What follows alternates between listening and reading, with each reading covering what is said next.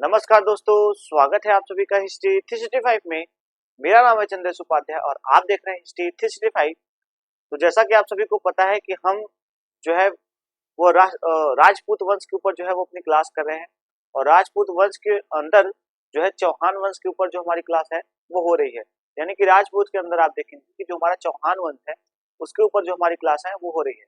इससे पहले जो हमारा क्लास था उसमें हमारा 2 क्लास हो चुका है और आज का जो क्लास है वो हमारा तीसरा पार्ट, यानी कह सकते हैं कि चौहान वंश में जो है वह तीसरा पार्ट के नाम से जाना जा सकता है। आज हम देखेंगे सोमेश्वर के बारे में। यानी कि आप देखेंगे जो सोमेश्वर है,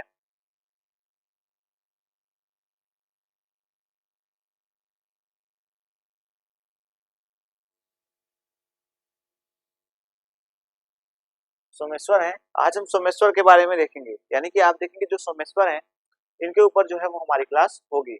इससे पहले की जो हमारी क्लास हुई थी उसमें हमने विग्रह राज चतुर्थ को देखा था। यानी कि जो विग्रह राज चतुर्थ थे उनको हमने देखा था। तो आपने अगर इससे पहले की जो क्लास है उसको नहीं देखा है तो जाके प्लीज देख लीजिएगा। और हम सोमेश्वर के ऊपर जो है वो चर्चा करेंगे। तो सबसे पहले हम देखेंगे कि सोमेश्वर जो है उन्होंने क्या क्या किया था, इनके बारे में क्या क्या महत्वपूर्ण बातें हैं। तो मैंने एक जो सामूहिक सा जो इनका परिचय है वो मैं आपको बता दूं कि चौहान वंश में यह जो है सोमेश्वर जो है वह विग्रह राज चतुर्थ के बाद जो है वो शासक बनते हैं। तो इनके बारे में ऐसा वर्णन जो है वो हमें देखने को मिल जाता है। उसके बाद आपको बता दूं कि इनका जो एक कह सकते हैं कि बचपन के बारे में जो कुछ बातें हैं वो हम देख लेंगे। इनका जो बचपन का समय था,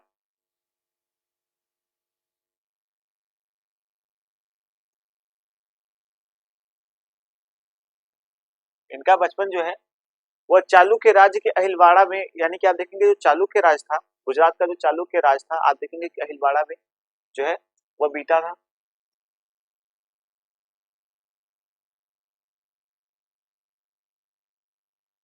चालुक्य शासक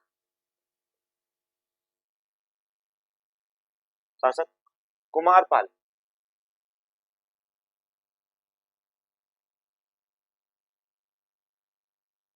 कुमारपाल के शासन काल में, यानी कि आप देखेंगे जो चालुक्य शासन है कुमारपाल, इनके शासन काल में जो है कुमारपाल के शासन काल में अहिलवाड़ा में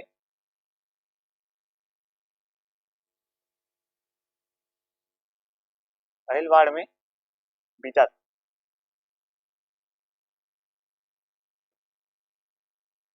बीता था।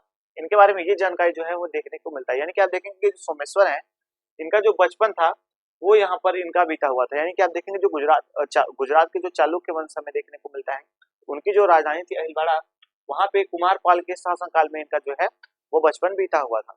उसके बाद आप देखेंगे कि इनके बारे में एक और हमें जो जानकारी है वो देखने को मिलता है कि सोमेश्वर का जो एक हमें कह सकते हैं कि बिजलौर अभिलेख है, उसमें हमें देखने को मिलता है विजेलिया अभिलेख। यानी कि आप देखेंगे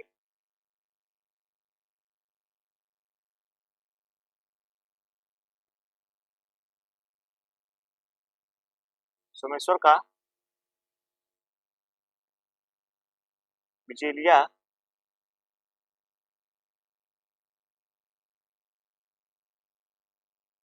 अभिलेख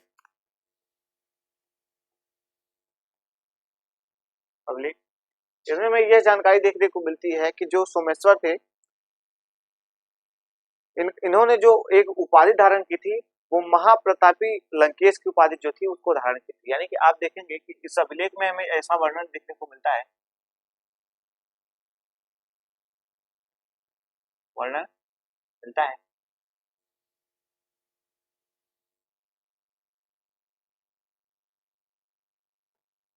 मिलता है कि सोमेश्वर ने जो है वो महालंकेश्वर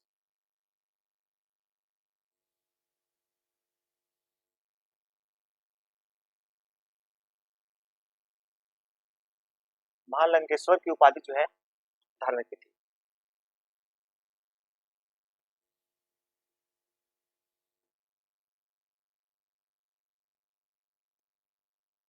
धारण की ऐसा वर्णन जो हमें इनके बारे में है वो देखने को मिल जाता है कि इन्होंने महालंकेश की जो है उपाधि जो है वह धारण की थी। उसके बाद आपको बता दूं कि सोमेश्वर का जो विवाह था वो करनूल देवी से हुआ था। यानी कि आप देखेंगे कि जो एक करनूल देवी है जिनका वर्णन हमें देखने को मिलता है, करजूर देवी, जो कि त्रिपुरा की थी, त्रिपुरा की राजकुमारी थी, ऐसा वर्णन में देखने को मिलता है कि इनका जो विवाह है वो उनसे होता है।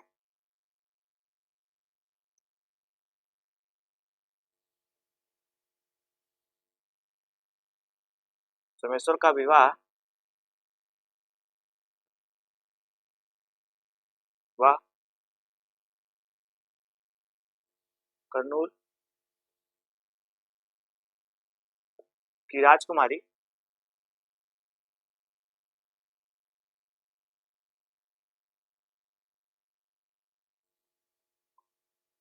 कर्नूल देवी होगा। यहाँ पे जो कर्नूल है वहां पे कर्नूल देवी होगा, कर्नूल देवी।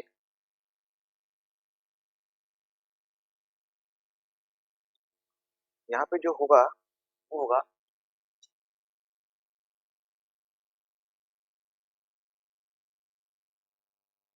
करयू देवी।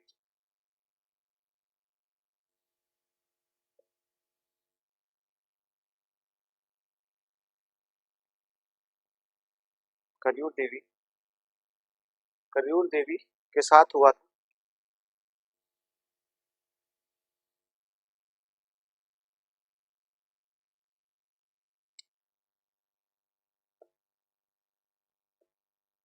साथ हुआ था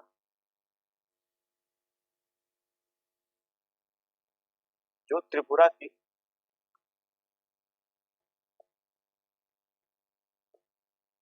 राजकुमारी थी।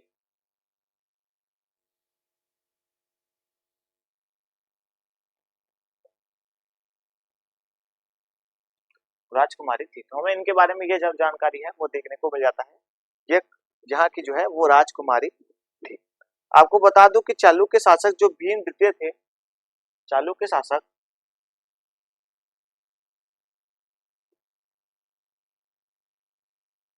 चालुक्य शासक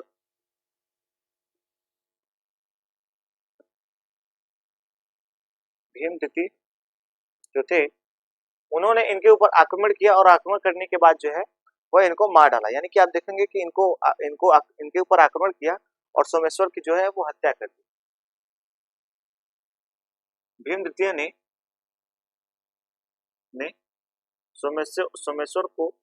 सोमेश्वर पर आक्रमण किया।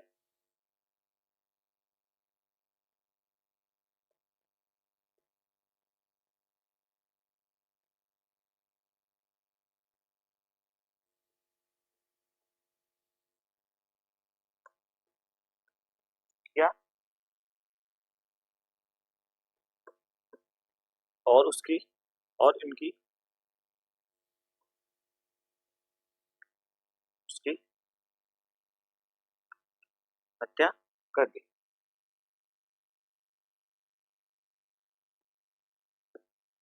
कर दी। तो हमें इनके बारे में ये सारी जो बातें हैं वो देखने को मिल जाती हैं। इसके बाद हम देखेंगे कि जो हमारे इस वंश के जो हमारे अगले शासक हैं, जो इनके बाद जो हमारे नेक्स्ट शासक देखने को मिलते हैं वो है हमारे पृथ्वीराज तृतीय। इन कह सकते हैं पृथ्वीराज चौहान कह सकते हैं, उनका नाम में देखने को जो मिलता है पृथ्वीराज चौहान कह सकते हैं, पृथ्वीराज द्वितीय कह सकते हैं, राय पिथौरा कह सकते हैं। इनका वर्णन में जो है वो देखने को मिलता है। तो यहाँ पे मैं लिखता हूँ पृथ्वीराज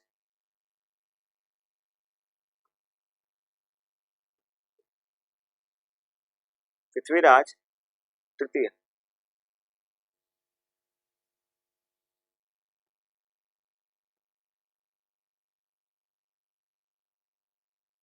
पृथ्वीराज तृतीय, पृथ्वीराज तृतीय के नाम से जो है हमें अब इस वंश के जो है वो नेक्स्ट शासक जो है वो देखने को मिल जाएंगे। पहले हम देख लेते हैं एक बार इनके बारे में जो है वो सारी बातें एक बार डिस्कस कर लेते हैं ताकि आपको सारी बातें जो है वो देखने को मिल जाए। सबसे पहले मैं आपको बता दूं कि यह जो है हमारा चौहान वंश के ऊपर जो है वो क्लास हो रही है। तो चौहान वंश का ये हमारा तीसरा क्लास है, यानी कि तीसरा पार्ट कह सकते हैं। तो ये चौहान वंश के ऊपर हमारा तीसरा क्लास है और हमने इससे पहले जो है वो इससे पहले के जो शासक थे उन सभी के बारे में जो देख लिया था। कल की जो हमारी क्लास हुई थी उसमें हमने जो है वो विग्रहराज चतुर्थ के बारे में देखा था, वहां तक की क्लास जो हमने वहां पर छोड़ी थी। और उसके बाद आप देखेंगे विग्रहराज जो चतुर्थ थे उनके बाद जो है वो हमें सोमेश्वर जो है वह देखने को मिल जाते हैं। यानी कि सोमेश्वर के बारे में जो है वो हमें चौहान वंश के नेक्स्ट शासक के बारे में जो है वो जानकारी देखने को मिलता है। तो आज का जो हमारा सेशन था वो हमारा सोमेश्वर के ऊपर आधारित था। और सोमेश्वर के बाद हम जो है वो पृथ्वीराज तृतीय के बारे में जो है वो देखेंगे। तो सबसे पहले हम देख लेते हैं सोमेश्वर के बारे में, जो हमें इनकी प्रारंभिक बातें देखने को मिलती है वो क्या क्या देखने को मिलती है, तो हम पहले उनके बारे में जो है वो चर्चा करेंगे। तो जैसा कि आपको बता दूं, इनका जो बचपन का था, यानी कि आप देखेंगे जो सोमेश्वर थे इनका जो बचपन बीता था, वह इनका जो बचपन था वह आप देखेंगे कि चालुक्य राज्य में, यानी कि आप देखेंगे चालुक्य वंश जो है, गुजरात का चालुक्य वंश जो हमें देखने को मिलता है, वहाँ के जो एक राजधानी है अहिलवाड़, वहाँ पे जो शासक उस समय थे उनका नाम था कुमारपाल। तो कुमारपाल के सानिध्य में, देख रेख में इनकी जो है वो बचपन इनका जो है वो बीता था। तो ऐसा वर्णन जो हमें इनके बारे में है वो देखने को मिलता है। उसके बाद आप देखेंगे कि सोमेश्वर के एक बिजलौर अभिलेख में हमें देखने को मिलता है, बिजेलिया अभिलेख में, सॉरी माफ कीजिएगा, इनके बिजेलिया अभिलेख में हमें ऐसा वर्णन देखने को मिलता है कि जो सोमेश्वर थे इन्होंने महालंकेश की जो है वो उपाधि धारण की थी, यानी कि आप देखेंगे कि जो महालंकेश्वर की जो उपाधि है वह इन्होंने धारण की थी। तो ऐसा वर्णन हमें इनके बारे में देखने को मिल जाता है। और आपको बता दूं कि जो सोमेश्वर का विवाह हुआ था वह हमें कन्यूर देवी के साथ देखने को मिलता है, यानी कि आप देखें कन्यूर देवी जो है उनके साथ इनका जो वैवाहिक संबंध था वो स्थापित हुआ था। और उसके बाद आप देखेंगे कि ये जो त्रिपुरा की यह राजकुमारी थी, जो करियूर देवी थी वह त्रिपुरा की राजकुमारी थी। तो ऐसा वर्णन हमें इनके बारे में देखने को मिल जाता है। उसके बाद आप देखेंगे कि चालुक्य वंश यानी कि आप देखेंगे कि जो सोमेश्वर थे इनकी जो मृत्यु है वह चालुक्य वंश के शासक, एक चालुक्य वंश के शासक थे जिनका नाम था भीममित्र। उन्होंने इनके राज्य पर आक्रमण किया और आक्रमण करने के बाद इनको परास्त किया, और परास्त करने के बाद जो है वो इनको मार डाला। तो ऐसा वर्णन हमें इनके बारे में देखने को मिल जाता है। इस प्रकार से हम देखेंगे कि सोमेश्वर के बारे में हमें कुछ जो छोटी मोटी बातें थी वो देखने को मिली, हमने इनके बारे में ये सारी बातें जो थी वो देख ली। अब हम इसके बाद देखेंगे जो पृथ्वीराज द्वितीय है उनके बारे में अब हमारी जो क्लास है वो होगी। तो आप इसका एक बार स्क्रीनशॉट ले लें ताकि मैं अब आपको जो है वो पृथ्वीराज के बारे में जो है वो बता सकूं।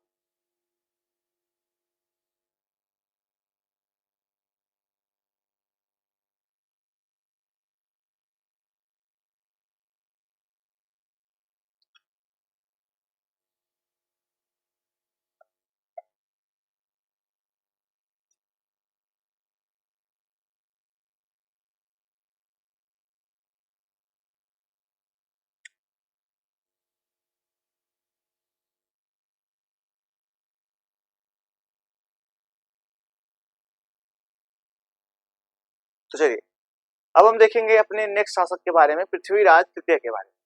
तो हम पृथ्वीराज तृतीय के ऊपर जो है वो अपनी क्लास करेंगे। तो आपको जो है वो पृथ्वीराज तृतीय के बारे में जो है आप नोट करना जो है वो प्रारंभ करें। सबसे पहले आपको बता दूं कि जो पृथ्वीराज तृतीय हैं इनके जो हमें दो तीन नाम जो है वो देखने को मिलता है, यानी कि आप देखेंगे चौहान वंश के सबसे ज्यादा जो प्रतापी शासक के रूप में जो है हमें इनके बारे में जानकारी देखने को मिलती है। यानी कि आप देखेंगे चौहान वंश का सबसे प्रतापी शासक अगर हम कहें तो हम पृथ्वीराज तृतीय को कह सकते हैं। इस प्रकार से हमें इनके बारे में जो है वह देखने को मिलता है। सबसे ज्यादा लोग कह सकते हैं जो लोकप्रिय शासक भी इनको कहा जा सकता है, क्योंकि सबसे ज्यादा इनको ही हम जानते हैं, इनके बारे में ज्यादा हमें वर्णन देखने को मिलता है। हालांकि जो विग्रहराज चतुर्थ है चौहान वंश के सबसे प्रतापी शासकों में से एक हमें माने जाते हैं, वो सबसे प्रतापी शासक थे। ऐसा कहा जाता है कि चौहान वंश का जो स्वर्ण युग था वो कह सकते हैं विग्रहराज चतुर्थ के राज्य में हमें देखने को मिलता है। आपने अगर विग्रहराज चतुर्थ के बारे में नहीं देखा है तो इससे पहले की जो क्लास हुई है उसको जाके आप प्लीज देख लीजिएगा, तो आपको इनके बारे में जो सारी बातें हैं वो देखने को मिल जाएंगी। तो आपको बता दूं पृथ्वीराज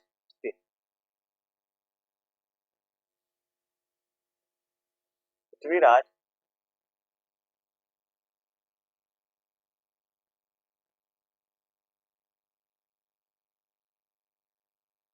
पृथ्वीराज तृतीय, यानी कि अब हम देखेंगे पृथ्वीराज तृतीय के बारे में।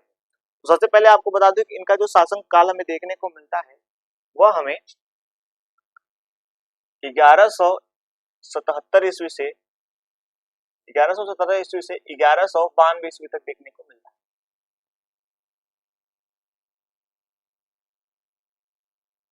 92 ईस्वी यानी कि हमें पानीपत जो हमें तराइन का दूसरा युद्ध जो देखने को मिलता है वहां पे हमें इनका जो है वो अंत देखने को मिल जाता है। तो अब जो सारी बातें हैं हम इन्हीं के ऊपर जो है वो चर्चा करेंगे। आपको सबसे पहले बता दूं कि इनका जो हमें उपनाम देखने को मिलता है,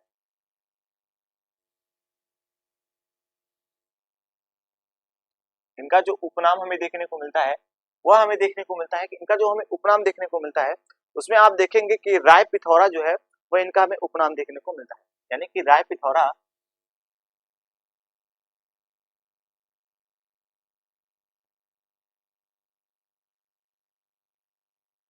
राय पिथौरा जो है वो इनका हमें उपनाम देखने को मिलता है। उसके बाद आपको बता दूं कि इनका जो जन्म हुआ था वो अहिलवाड़ में हुआ था। इनका जो जन्म हुआ था वो अहिलवाड़ में हुआ था। यहाँ पे मैं दूसरा पॉइंट जो है वो बना देता हूँ, इनका जन्म के बारे में आप इनका नोट कर लीजिएगा। इनका जो जन्म था वो अहिलवाड़ में हुआ था।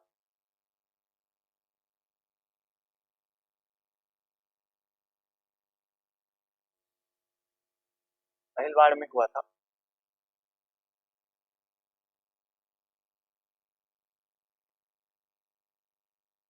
हुआ था। हमें इनके बारे में ये सारी बातें जो है वो देखने को मिल जाती है। आपको बता दूं कि इनके जो माता पिता थे उनका जो हमें नाम देखने को मिलता है,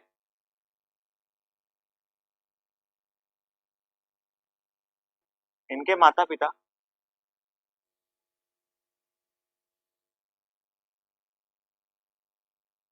ठीक, इनके जो हमें माता पिता देखने को मिले हैं, इनका जो हमें नाम देखने को मिला है वो करयूर देवी देखने को मिला है। यानी कि आप देखेंगे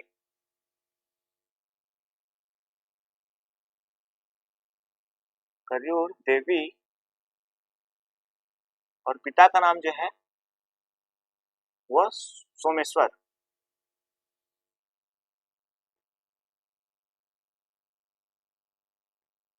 सोमेश्वर यानी करयूर देवी जो है वो सोमेश्वर हमें देखने को मिल जाता है। यानी कि इनकी माता का जो नाम है करयूर देवी है और जो इनके पिता का नाम है वो सोमेश्वर हमें देखने को मिल जाता है। तो आप इस चीज को जो है वो नोट कर लीजिएगा। पृथ्वीराज का जो जन्म है वो 1171 सॉरी माफ कीजिएगा 1177 में जो है वो अजमेर के जो है शासक बना था। यानी कि आप देखेंगे जो पृथ्वीराज हैं,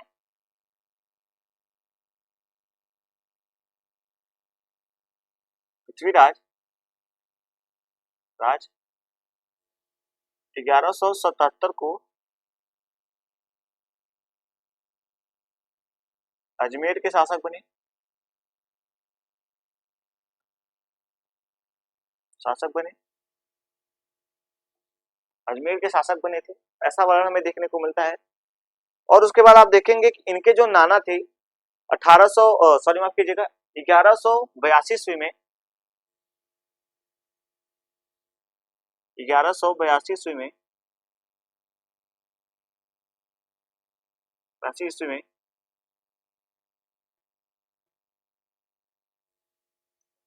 इनके नाना अंगरपाल,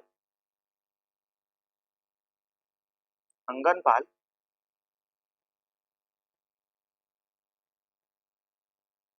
अंगनपाल जो है अंगनपाल तोमर, इनका नाम में जो देखने को मिलता है अंगनपाल तोमर,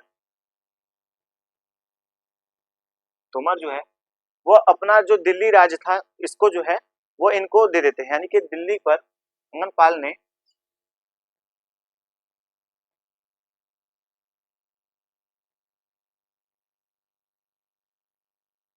दिल्ली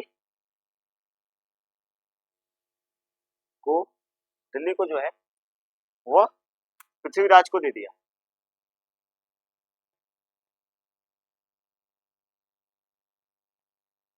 राज को दे। ऐसा कई जगहों पे हमें ऐसा वर्णन देखने को मिलता है कि जो अंगनपाल थे इनके पास इनका कोई उत्तराधिकारी नहीं था, इसलिए इन्होंने जो है वो अपने कह सकते हैं कि अपने जो निकटवर्ती कह सकते हैं संबंधी थे, तो संबंधी में इनके जो कह सकते हैं राय पिथौरा या कह सकते हैं पृथ्वीराज जो द्वितीय थे, पृथ्वीराज तृतीय थे, तो उनको इन्होंने जो है वो अपना जो सत्ता था उसको इन्होंने देने का जो है वो निर्णय किया। तो इन्होंने अपना दिल्ली का जो शासन था, इनका जो सम्राट था, दिल्ली का जो सम्राट था वो इनको घोषित कर दिया और दिल्ली का सम्राट इनको जो है वो बना दिया। इसका आगे चल के यानी कि आप देखेंगे कि जो इनको दिल्ली का राज्य दिया, तो इसमें आप देखेंगे कि हमें कई जगहों पे वर्णन देखने को मिलता है कि जयसिंह का, तो जयसिंह जो थे उन्होंने भी ऐसा दावा किया था, ऐसा कई लेखों में देखने को मिलता है कि जयसिंह ने इस दिल्ली पर जो है वो अपना अधिकार जो था उसको माना था। कई जगहों में ऐसा भी वर्णन देखने को मिलता है कि दिल्ली पे इन्होंने अपना अधिकार करना चाहा था और इसी कारण से इनकी पृथ्वीराज चौहान से जो है वो एक कह सकते हैं कि दुश्मनी का कह सकते हैं, कह सकते हैं कि एक शत्रु का जो शत्रुता जो थी वो पनप गई थी इसी के शासन का इसी के जरिए। यानी कि दिल्ली का जो राज था इनको मिला था, तो इसके कारण जो है वो इनके जो जयसिंह थे इनसे इनकी जो है वो दुश्मनी जो है वो बढ़ गई थी, यानी कि आप देखेंगे कि शत्रुता जो थी वो बढ़ गई थी। उसके बाद हम देखेंगे कि इन्होंने इनको दिल्ली का राज्य भले ही मिल गया था,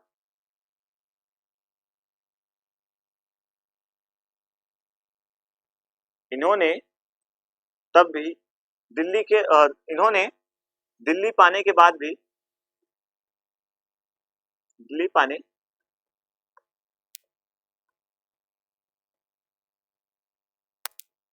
दिल्ली पाने के बाद भी इन्होंने अपनी राजधानी, कह सकते हैं कि अपना जो प्रशासनिक कार्य था, जो बाकी की चीजें थी, वो इन्होंने अजमेर में ही रखा, दिल्ली में नहीं रखा। यानी कि आप देखेंगे दिल्ली को जो है इन्होंने राजधानी जो है वो नहीं बनाई। तो इन्होंने बाद भी दिल्ली को अपना प्रशासनिक प्रशासनिक राजधानी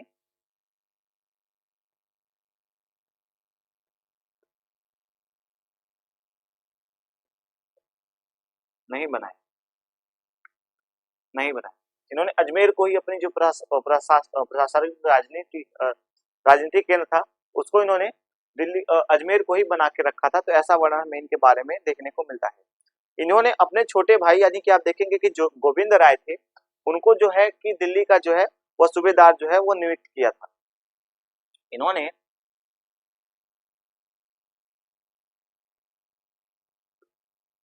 इन्होंने अपने छोटे भाई भाई गोविंद को गोविंद राय को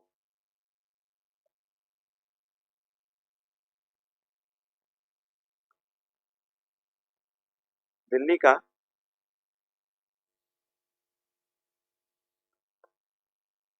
सूबेदार नियुक्त किया।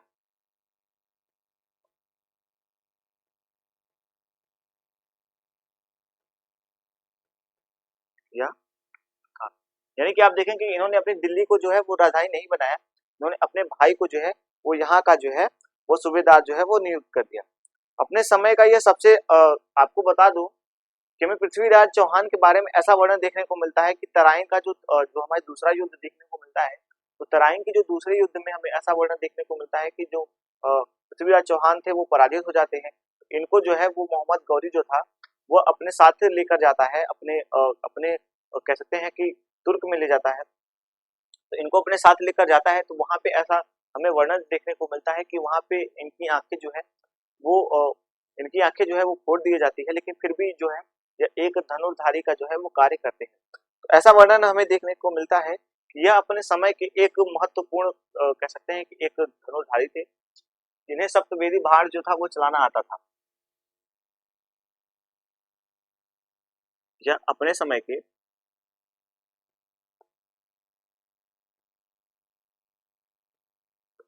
के एक प्रसिद्ध प्रसिद्ध धनुर्धर थे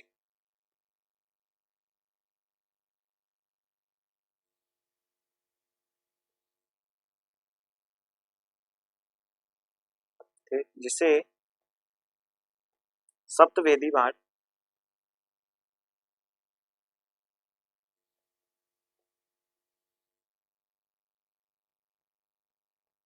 सप्तवेदी भार चलाना आता था।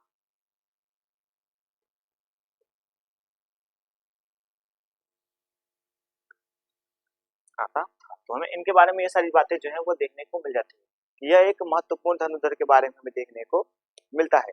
आपको बता दूं कि 1882 ईस्वी सॉरी माफ कीजिएगा 1182 ईस्वी में इन्होंने जो है चंदेल के शासक जो थे परमधरती देव को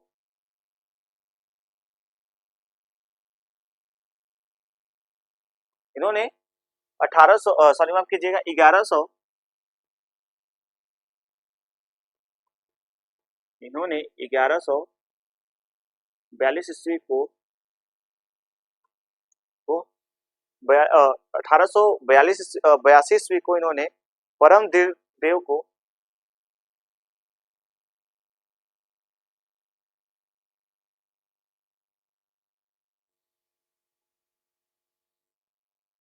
देव को पराजित कर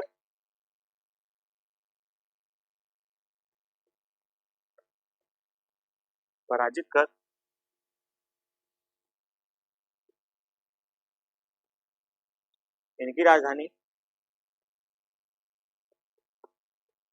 महोबा पर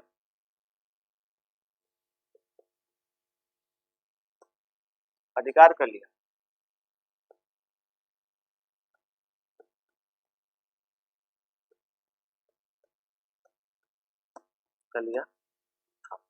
आपको बता दूं कि ये चंदेल शासक थे, तो यहाँ पे आप इसको चंदेल नोट कर लीजिएगा, यह चंदेल शासक थे,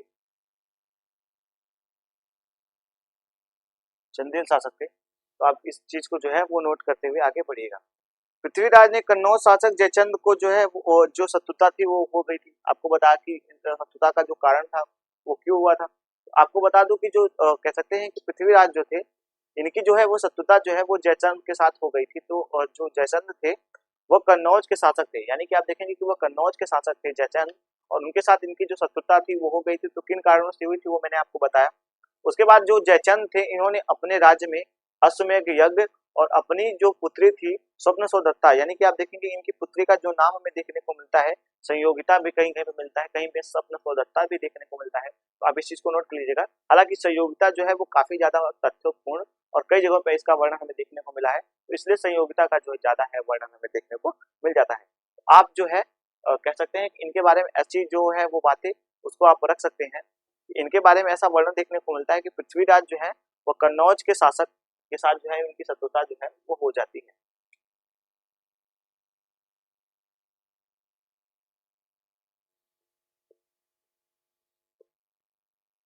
पृथ्वीराज की शत्रुता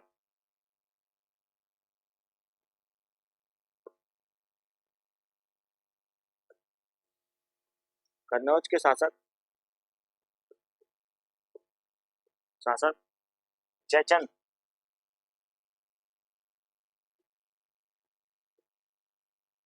के साथ हो जाती है। तो हमें इनके बारे में ये सारी बातें जो है वो देखने को मिलती है। आपको बता दूं कि जयचंद जो थे इन्होंने अपने राज्य में जो है कन्नौज राज्य में जो है वो अपनी पुत्री का जो है वो स्वयंवर रखा और अश्वमेध यज्ञ किया, लेकिन इसमें जो है वो पृथ्वीराज को बुलाया नहीं।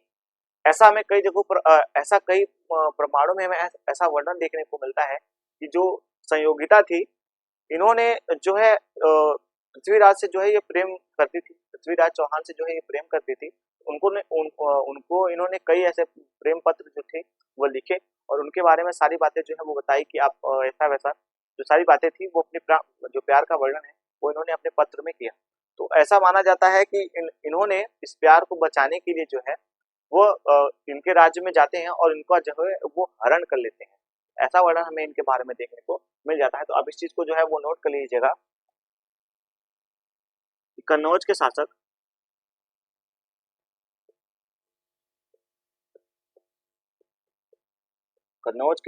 जयचंद कन्नौज के शासक जयचंद ने अपने अपने राज्य में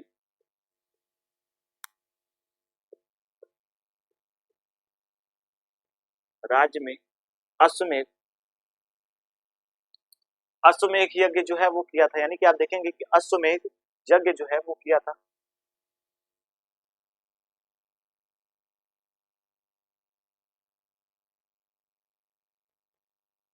अश्वमेध यज्ञ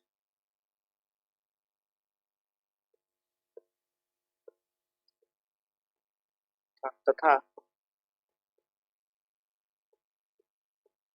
अपनी पुत्री का स्वयंवर जो है वो रचाया था। स्वयंवर जो था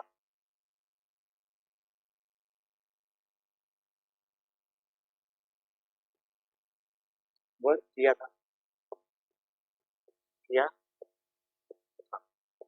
इस स्वयंवर में जो है वो पृथ्वीराज चौहान को नहीं बुलाया गया था, इसलिए उनको नहीं बुलाया जाता क्योंकि इनकी जो शत्रुता थी वो हो गई थी, तो इसलिए इनको जो है वो बुलाया नहीं गया था। तो हालांकि यहाँ पे थोड़ा सा जगह कम है, तो आप ऐसा कीजिए कि मैं इसको एक बार आपको रिवाइज कर देता हूँ ताकि आप जो है इन सभी बातों को जो है एक बार फिर से देखें।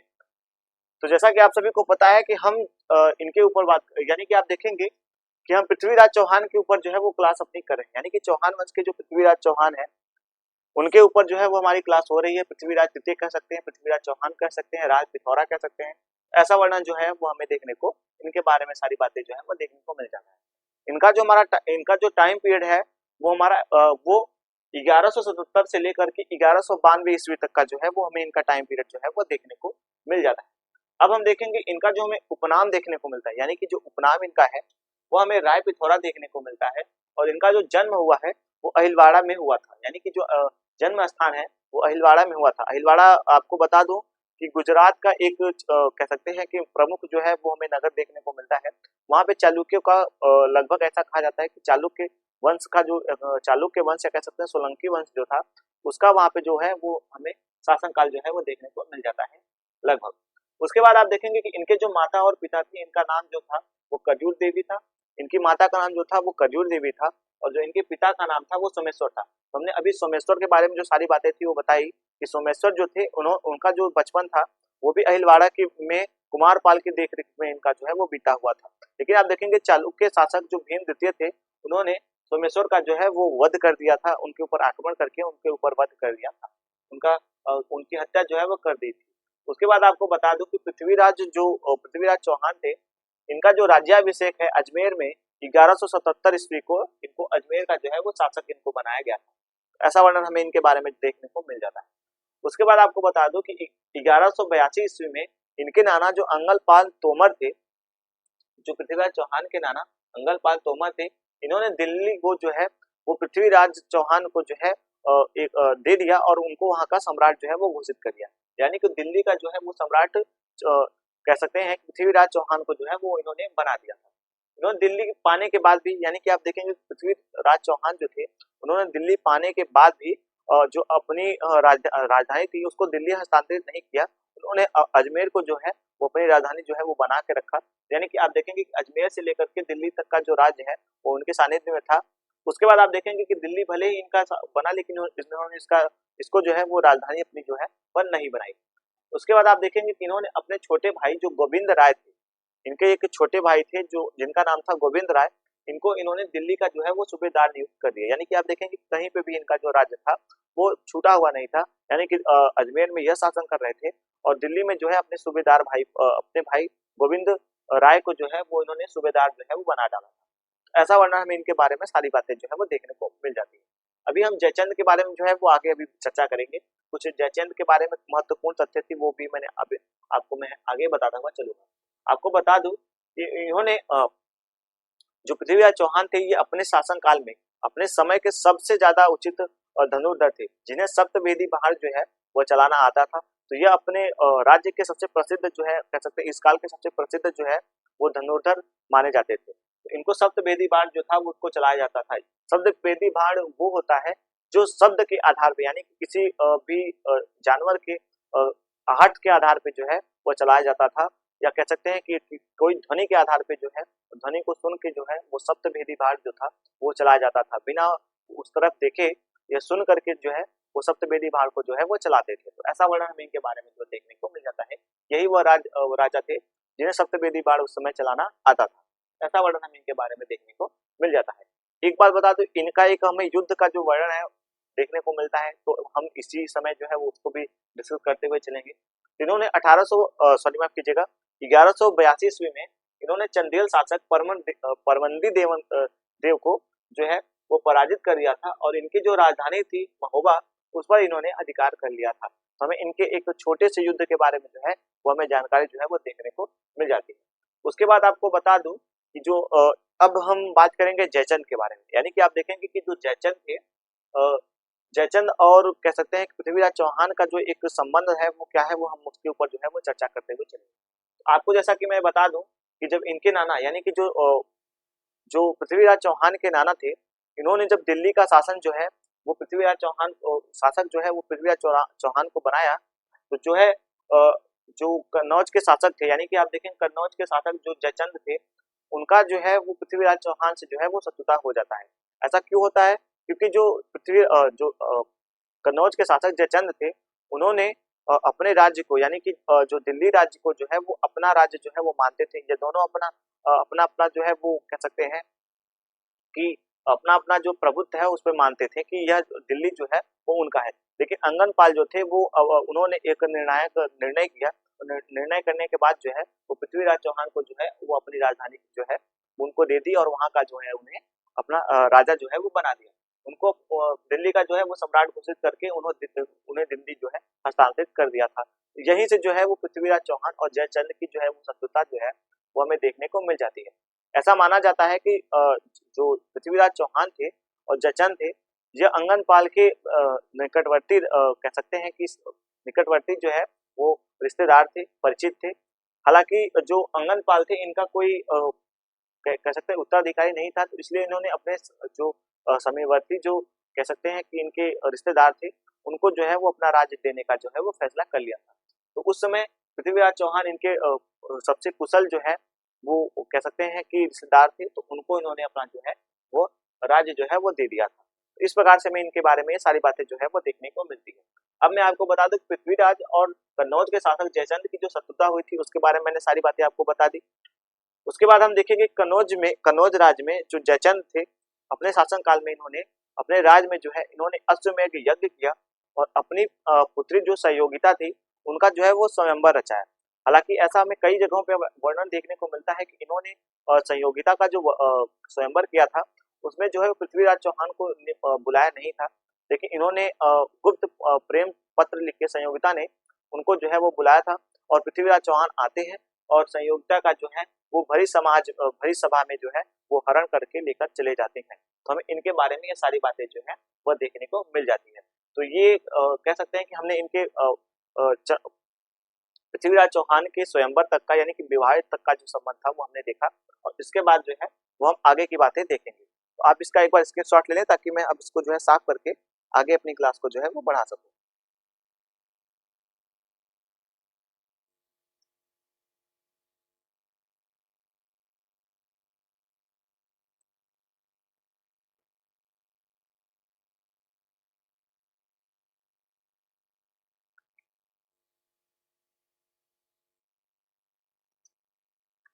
चलिए अब हम जो है वो अपनी क्लास को आगे बढ़ाते हुए चलेंगे।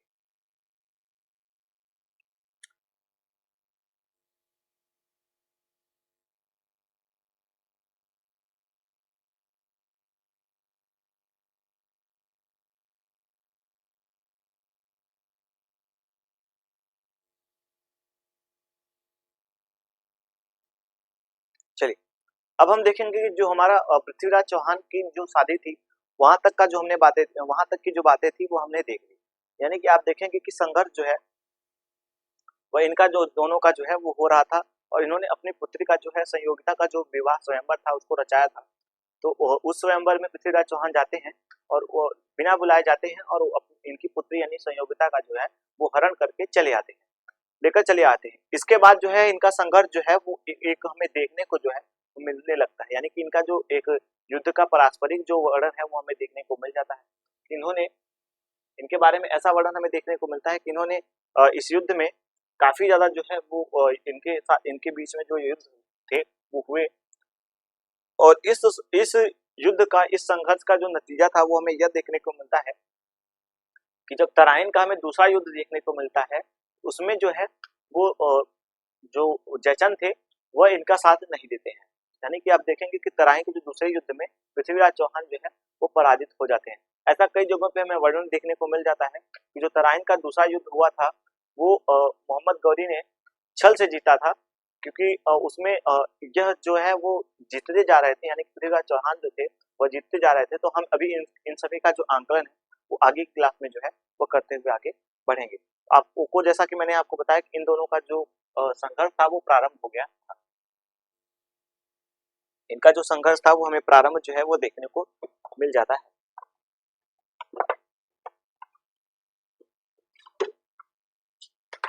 चलिए अब मैं आपको इनके बारे में सारी बातें जो है वो देखते हुए आगे बढ़ूंगा। जैसा कि मैंने आपको बताया कि पृथ्वीराज चौहान के बारे में जो मैंने अभी आपको बताया कि जो पृथ्वीराज चौहान है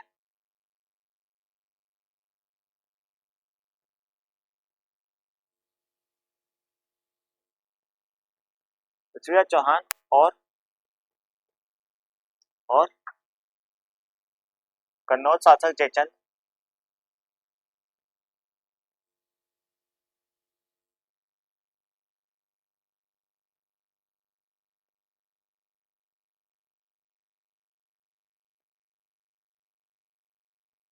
हो जाती, यानी कि पृथ्वीराज चौहान का और कन्नौज के शासक जो जयचंद है इनके साथ इनकी जो है वो शत्रुता हो जाती है। तो मैंने इन सभी बातों का जो वर्णन था वो मैंने आपको बता दिया।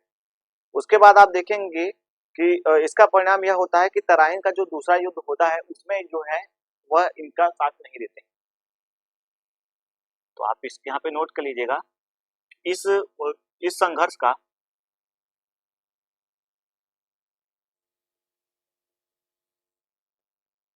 संघर्ष का निर्णय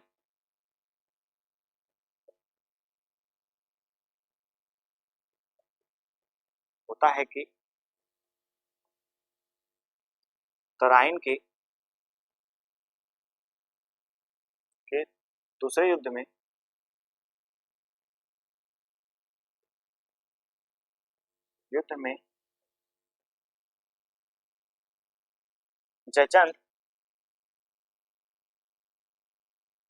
जयचंद पृथ्वीराज चौहान का जयचंद पृथ्वीराज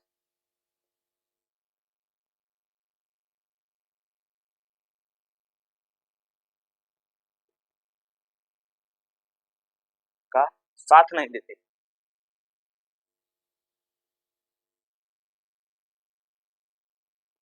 नहीं देते। आपको बता दूं कि जब तराइन का दूसरा युद्ध हुआ और इसमें मोहम्मद गौरी जो था वो विजयी हुआ, और विजयी होने के बाद कह सकते हैं कि जो चंद्रगुप्त कह सकते हैं कि जो पृथ्वीराज चौहान थे इनको जब ये अपने राज्य में लेकर जाता है तो जो जयचंद था इसने अपने राज्य में जो है वो उत्सव मनाया। उत्सव मनाने के बाद इसने अपने राज्य में दीपावली की तरह जो है वो उत्सव मनाया और कई जो है वो दान दिए। ऐसा हमें कई बार इनके बारे में जानकारी जो है वो देखने को मिल जाता है। तो पृथ्वीराज चौहान की पराजय की खबर जो है वो सुन करके जो जयचंद थे इन्होंने अपने राज्य में जो है वो उत्सव जो है वो मनाया। तो यहाँ पे आप इसको नोट कर लीजिएगा,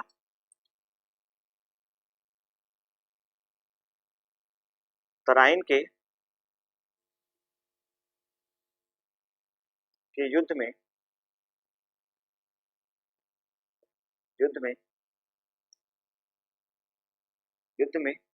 पृथ्वीराज चौहान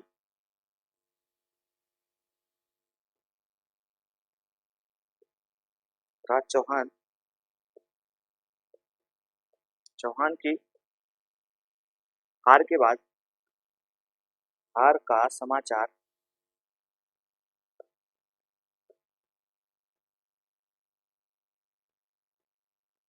सुनने के बाद हार का समाचार सुनने के बाद जयचंद ने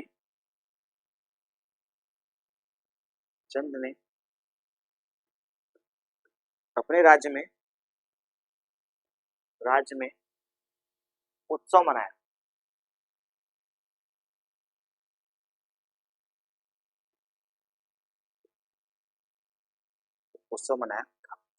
जैसा कि मैंने आपको बताया कि जो पानीपत हमें जो तराइन के दो युद्ध देखने को मिल जाते हैं। तो जो पहला युद्ध हमें देखने को मिलता है यानी कि जो हमें जो तराइन का हमें पहला युद्ध हुआ है देखने को मिलता है, तो मैं यहाँ पे आपको लिख देता हूँ कि हमें दो युद्ध देखने को मिलते हैं। पहला युद्ध है तराइन का,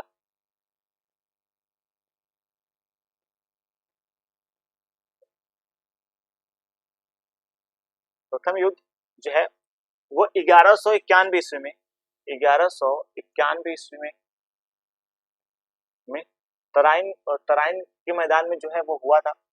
वो आपको बता दूं कि पृथ्वीराज चौहान और मोहम्मद गौरी के बीच में लड़ा गया था। यानी कि आप इस बात को नोट कर लीजिएगा कि तराइन का जो युद्ध था यह मोहम्मद गौरी और पृथ्वीराज चौहान के बीच में लड़ा गया था। तो इस जो पहला युद्ध होता है इस युद्ध में तराइन के प्रथम युद्ध में जो है वो पृथ्वीराज चौहान जो है वो विजयी हो जाते हैं, और जो कह सकते हैं कि जो मोहम्मद गौरी था वह जो है वो पराजित होकर अपने वतन को वापस लौट जाता है। तो ऐसा वर्णन हमें जो है वो देखने को मिलता है। लेकिन आपको बता दूं कि जो पानीपत का हमें दूसरा युद्ध देखने को मिलता है, सॉरी मैं तराइन का इनका दूसरा युद्ध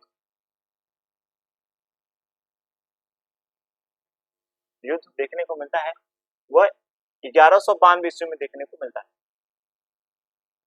जब भी इन्हीं दोनों के बीच में लड़ा गया था वो तराइन के मैदान में ही लड़ा गया था। ऐसा वर्णन हमें जो है वह देखने को मिल जाता है कि इन्होंने जो है ऐसा युद्ध जो है वो लड़ा कि इसमें जो है वो पृथ्वीराज चौहान जो है वो पराजित हो जाते हैं और पृथ्वीराज चौहान पराजित होने के बाद जो है वो तराइन के मैदान में जो है इनको यहाँ से बंदी बनाकर जो है वो गजनी जो है वो ले जाया जाता है। यानी कि जो गजनी का शासक था मोहम्मद गौरी वह इनको अपने साथ गजनी लेकर जाता है और वहां पे इनको जो है वह कह सकते हैं कि तरह तरह की यातनाएं जो है वह दे करके जो है इनको मार देता है। कई जगहों पे हमें ऐसा वर्णन देखने को मिलता है कि पृथ्वीराज जो चौहान थे उन्हें सप्तभेदी बाण जो है वो चलाना आता था। इस कारण से उन्होंने सप्तभेदी बाण चला करके मोहम्मद गौरी की जो है वो हत्या कर दी थी। ऐसा भी हमें वर्णन जो है वो देखने को मिलता है। इनके बारे में सारी बातें जो है वो हमें देखने को मिल जाती है। आपको बता दूं कि पृथ्वीराज चौहान के बारे में हमें कई बातें जो है, ये तो मैंने युद्ध के बारे में सारी बातें जो थी वो बता दी, युद्ध के बारे में मैंने सारी बातें आपको बताई। अब हम देखेंगे कि यह योद्धा होने के साथ साथ जो पृथ्वीराज चौहान था वह एक महान विद्वान था। पृथ्वीराज चौहान यह योद्धा होने के साथ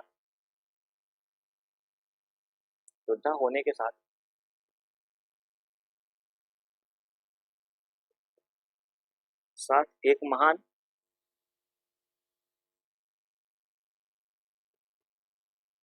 विद्वान था।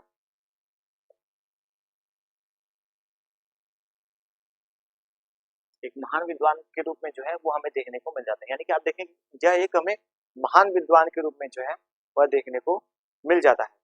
आपको बता दूं कि इसने विद्वानों को जो है अपने राज्य में संरक्षण भी दे रखा था। इन्होंने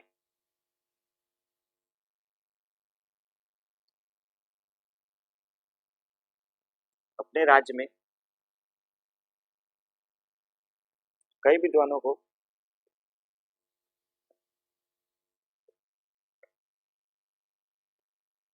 संरक्षण दिया था।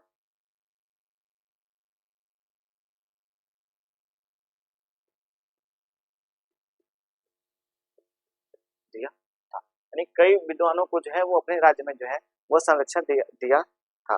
आपको बता दूं कि इनके जो राज्य में जो इन्होंने जिनको संरक्षण दिया था उसमें हमें दो तीन जो नाम है वो बहुत महत्वपूर्ण देखने को मिलता है, जो कभी हमें देखने को मिलता है। एक हमें देखने को मिलते हैं, इनका नाम देखने को मिलता है जयनायक भट्ट। जयनायक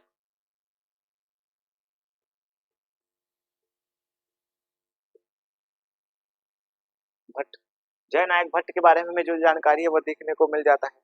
विश्व स्वरूप विद्यापति गौड़, यानी कि आप देखेंगे विश्व स्वरूप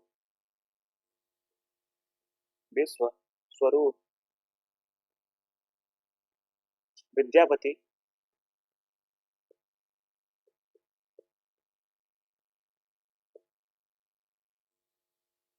गौड़। और उसके बाद जो हमें दूसरा देखने को मिलता है, यानी कि आप देखेंगे जो दूसरा हमें सबसे महत्वपूर्ण देखने को मिलते हैं वो राज कवि जो थे वो हमें चंद्रवरदाई देखने को मिलते हैं। एवं राज कवि चंद्रवरदाई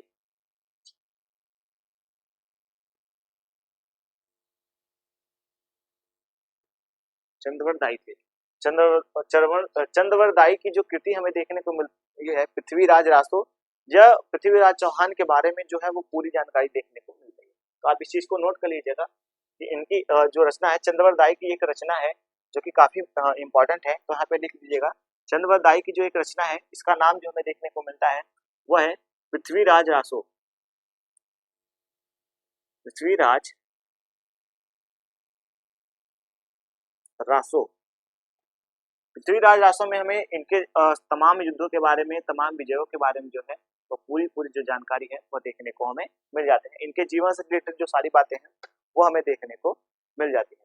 आपको बता दो कि पृथ्वीराज रासो में हमें ऐसी तमाम बातें जो है वो देखने को मिलती हैं जो कि आगे है हमें देखने को मिल जाएंगे। आपको बता दूं कि हसन निजामी के अनुसार हमें पृथ्वीराज के मन में विश्व विजय करने की एक इच्छा जो थी वो भूत की तरह जो है वो कह सकते हैं कि एक जगह बना लिया था, ऐसा वर्णन हमें जो है वो देखने को मिलता है। तो मैं आपको नाम बता देता हूँ, आप इसको बस नाम नोट कर लीजिएगा, बाकी की चीजें इंपॉर्टेंट नहीं है। तो आप देखेंगे कि एक हमें कह सकते हैं कि हसन निजामी नामक एक हमें विद्वान देखने को मिलते हैं। हसन निजामी, हसन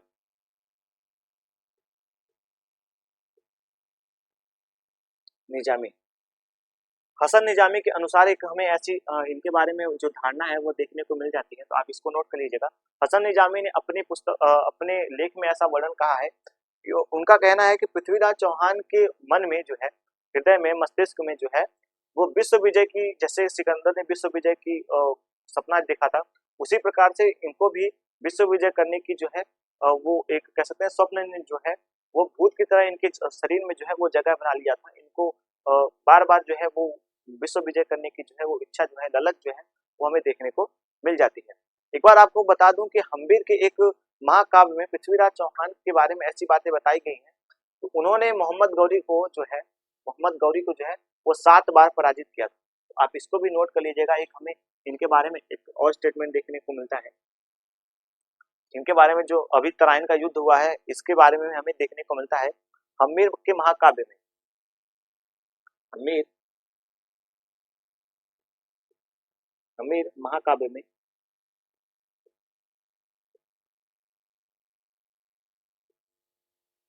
हम्मीर महाकाव्य में ऐसा वर्णन जो है वो देखने को मिलता है।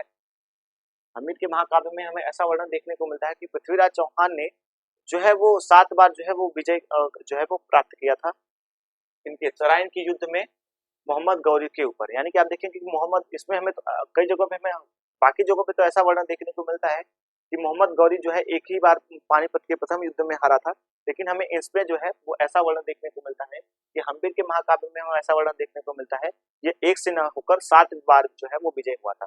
लेकिन आपको बता दूं कि प्रबंध प्रबंध चिंतामणि में हमें ऐसा वर्णन देखने को मिलता है। एक और पुस्तक है, इसको भी आप लिख लीजिएगा, प्रबंध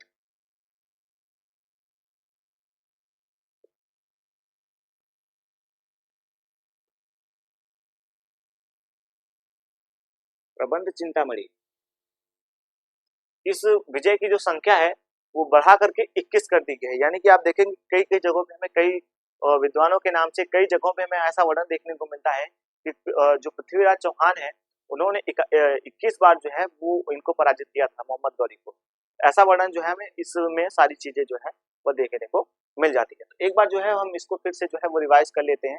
तो हमने चलिए हम इसको एक बार रिवाइज कर लेते हैं ताकि आपको ये सारी बातें जो है पूरी तरीके से समझ आ सके। तो जैसा कि मैंने आपको पृथ्वीराज चौहान के जो है वो विवाह यानी कि स्वयंवर तक का जो है वो बात मैंने आपको बताया था कि जिसमें जयचंद की पुत्री जो है संयोगिता थी, उनके साथ उनका जो स्वयंवर था, अश्वमेध यज्ञ था, वो जयचंद ने अपने राज्य कन्नौज में जो है वो स्थापित कराया था।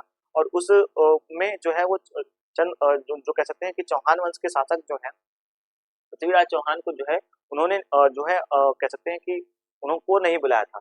लेकिन फिर भी ऐसा हमें कई जगहों पे वर्णन देखने को मिलता है कि संयोगिता ने गुप्त संदेश भेज करके, जो अपने प्रेम का जो संदेश था उसको भेज करके पृथ्वीराज चौहान को जो है वो राज में बुलाती हैं।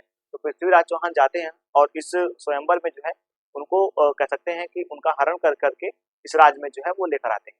इसी के बाद जो हमें इनका पूर्ण रूप से जो है वो जयचंद और पृथ्वीराज चौहान की जो शत्रुता है वो हमें देखने को मिल जाती है। जयचंद और पृथ्वीराज चौहान की जो शत्रुता है ये हमें इसी के समय जो है वो देखने को मिल जाती है। इस संघर्ष का जो हमें, इनकी जो शत्रुता है इसका जो हमें निर्णय है वो यह देखने को मिलता है कि पृथ्वीराज चौहान ने, जब पृथ्वीराज चौहान और मोहम्मद गौरी के साथ जब दूसरी बार तराइन का युद्ध होता है तो उसमें जो जयचंद थे इन्होंने अपनी कहते हैं इस युद्ध में जो है वो अपना साथ नहीं दिया। हालांकि जब युद्ध समाप्त हो जाता है, युद्ध समाप्त होने के बाद हमें ऐसा वर्णन देखने को मिलता है कि जयचंद को जब पता चलता है कि तराइन के युद्ध में जो है वो पृथ्वीराज चौहान पराजित हो जाते हैं, तो वह अपने राज्य में जो है दीप जो है वो जलवाता है, दीप जलाता है और वहां पे जो है वो उत्सव की जो है वो तैयारी जो है वो करता है। हमें ये सारी बातें जो है वो उसमें देखने को मिल जाती है। उसके बाद आप देखते हैं कि यह अपने राज्य में उत्सव मनाता है और उसके बाद आप देखेंगे कि यह एक, अब पृथ्वीराज चौहान जो है वो तराइन के प्रथम युद्ध में जो है वो जीत जाते हैं। तो मैंने आपको बताया था कि तराइन का जो पहला युद्ध हुआ है वो 1191 ईस्वी में हुआ था, जो कि तराइन का प्रथम युद्ध था वो पृथ्वीराज चौहान और मोहम्मद गौरी के बीच में हुआ था, जो कि तराइन नामक स्थान पे लड़ा गया था। तराइन के मैदान में लड़ा गया था, इसलिए इसको तराइन का युद्ध कहा जाता है। उसके बाद एक वर्ष पश्चात जो है वो तराइन का दूसरा युद्ध हमें देखने को मिल जाता है, जो कि 1192 ईस्वी में लड़ा गया था। और इसमें जो है वो पृथ्वीराज चौहान और मोहम्मद गौरी के बीच में लड़ा जाता है। इसमें जो है वो पृथ्वीराज चौहान का जो है वो पराजित हो जाते हैं, और जो कह सकते हैं कि मोहम्मद गौरी था, इसने दिल्ली पर जो है वो अपना कब्जा कर लिया। और इसके बाद आप देखेंगे गुलाम वंश जो है दिल्ली सल्तनत, अगर हम पढ़ेंगे सल्तनत कालीन, अगर हम पढ़ेंगे जब मध्य भारत में, तो हमें इनके बारे में यहाँ से जो है वो क्लास जो है वो कुतुबुद्दीन ऐबक के बाद से स्टार्ट होता हुआ हमें देखने को मिल जाता है। कुतुबुद्दीन ऐबक, इल्तुतमिश, रजिया सुल्तान, ऐसे हमें तमाम बातें जो है वो तमाम शासक जो है वो इनके बाद अब जो है वो मुस्लिम जो श्रृंखला का हमें पहला कदम जो है वो देखने को मिल जाता है। यानी कि आप देखेंगे कि अरबों का जो हमें आक्रमण जो है वो देखने को मिलता है, तुर्कों का आक्रमण जो है वो देखने को मिलता है। उन्होंने इस तरीके से प्रभावित जो है भारत को नहीं किया था, लेकिन इस युद्ध के बाद जो तराइन का कह सकते हैं एक निर्णायक युद्ध, हमें दो निर्णायक युद्ध देखने को मिल जाते हैं। तराइन का युद्ध हमें सबसे ज्यादा निर्णायक देखने को मिल जाता है। उसके बाद आप देखेंगे जो पानीपत का प्रथम युद्ध होता है, वह भी हमें काफी ज्यादा निर्णायक युद्ध देखने को मिलता है। तो ये भारत के इतिहास में ये देखेंगे, अगर मध्य भारत में देखेंगे तो हमें जो है वो हमें दो युद्ध जो है वो काफी ज्यादा इंपॉर्टेंट देखने को मिल जाता है। और आपको बता दूं कि जब हम आधुनिक भारत देखते हैं तो वहां पे भी हमें जो तीन युद्ध है वो हमें काफी ज्यादा युद्ध जो है वो इंपॉर्टेंट देखने को मिल जाता है। पहला प्लाची का युद्ध, दूसरा बक्सर का युद्ध और तीसरा पानीपत का जो तृतीय युद्ध हुआ था। ये तीनों युद्ध जो है वो भारत के इतिहास में, आधुनिक भारत के इतिहास में काफी ज्यादा इंपॉर्टेंट है। और उत्तर भारत, सॉरी माफ कीजिएगा, मध्यकालीन भारत में आप देखेंगे कि दो युद्ध जो है वो काफी ज्यादा निर्णायक हमें देखने को मिल जाते हैं। यानी कि आप देखेंगे तराइन का जो दूसरा युद्ध है और पानीपत का जो प्रथम युद्ध है वो मध्य युग में एक महत्वपूर्ण भूमिका जो है वो निभाते हुए हमें देखने को मिल जाता है। तो आप इस चीज को जो है वो अच्छे तरीके से जो है वो नोट कर लीजिएगा। आप देखेंगे कि जब वो पृथ्वीराज चौहान पराजित हो जाता है तो इसकी कुछ बातें जो है वो भी हम देख लेते हैं। पृथ्वीराज चौहान के बारे में मैंने आपको बताया था कि पृथ्वीराज चौहान जो था एक महान विद्वान था और विद्वानों का जो है वो संरक्षक था। यानी कि आप देखेंगे कि यह एक महान विद्वान खुद था और उसने अपने राज्य में जो है वो कई ऐसे महान विद्वानों को जो है वो संरक्षक जो है वो इन्होंने प्रदान कर रखा था। तो आप देखेंगे इनके राज्य में हमें तीन चार जो कह सकते हैं कि विद्वान थे वो देखने को मिल जाते हैं, जिनका नाम हमें देखने को मिलता है जयनायक भट्ट। उसके बाद आप देखेंगे विश्व स्वरूप विद्यापति गौड़, इनका भी हमें रचना जो है वो देखने को मिल जाता है। आप देखेंगे कि इनके जो राज कवि थे वो चंद्रवरदायी थे। यानी कि आप देखेंगे चंद्रवरदायी ने एक पुस्तक का जो है वो निर्माण किया था, जिसका नाम हमें पृथ्वीराज रासो जो है वह देखने को मिल जाता है। यानी कि आप देखेंगे कि पृथ्वीराज जो रासो है वो इनकी एक पुस्तक है जो हमें देखने को मिलती है। इसमें हमें चौहान वंश के तमाम बातें जो है, वंशावलियां और जो तमाम बातें हैं वो हमें इसमें जो है पृथ्वीराज रासो में देखने को मिल जाती है। हालांकि जो पृथ्वीराज रासो है ये चंद्रवरदायी ने पृथ्वीराज चौहान के ऊपर जो है वो केंद्र में रखे हुए जो है उसको उत्कीर्ण किया है, उसको लिखने का जो है वो प्रयास जो है वो किया है। अब ये तो रही बात, हमने इनके बारे में सारी बातें जो थी वो देखी। अब हम देखेंगे कि हसन निजामी का एक कह सकते हैं कि विद्वान है हसन निजामी। उन्होंने अपने एक लेख में ऐसा स्टेटमेंट दिया है कि पृथ्वीराज चौहान जो थे उनके मस्तिष्क में विश्व विजय करने का एक जो भूत था, एक ललक था जो वो सवार हो चुका था। तो इस कारण से भी हमें इनके बारे में यह वर्णन जो है वह देखने को मिल जाता है। हम्बीर महाकाव्य में हमें ऐसा वर्णन देखने को मिलता है जहाँ पे हमें जिससे पानीपत का दो युद्ध देखने को मिलता है, लेकिन हम्बीर महाकाव्य में जो है वो हमें पानीपत के 7 युद्ध सॉरी मैं कीजिएगा तराइन के 7 युद्ध देखने को मिलते हैं। तो ये जो तराइन के 7 युद्ध हैं, इन सातों युद्ध में पृथ्वीराज चौहान को विजयी बताया गया है। तो हमें ऐसा वर्णन जो है वो हमें देखने को मिलता है। ये जो प्रबंध चिंतामणि जो है, प्रबंध चिंतामणि, इसमें इसकी संख्या जो 7 यहाँ पे हमें देखने को मिलती है उसको बढ़ा करके 21 कर दी गई है। कई लोगों के मुंह से आपने सुना होगा कि पृथ्वीराज चौहान ने मोहम्मद गौरी को 21 बार हराया था। तो जो 21 बार हराया था इसका जो वर्णन है वो हमें प्रबंध चिंतामणि में देखने को मिल जाता है। तो आप इस चीज को जो है वो नोट कर लीजिएगा। तो इस प्रकार से आज की जो हमारी क्लास थी वो हमारी चौहान वंश के ऊपर जो है वो पूरी क्लास जो है वो पूरी तरीके से हो चुकी है। और इसके बाद जो है वो हम कह सकते हैं कि जो इस वंश चौहान वंश को पढ़ने के बाद जो है वो अब हम गढ़वाल वंश के ऊपर जो है वो अपना जो है केंद्र करेंगे। यानी कि आप इसको नोट कर लीजिएगा। अब हमारा जो अगला शासक होगा, अगला वंश जो होगा वो गढ़वाल वंश होगा।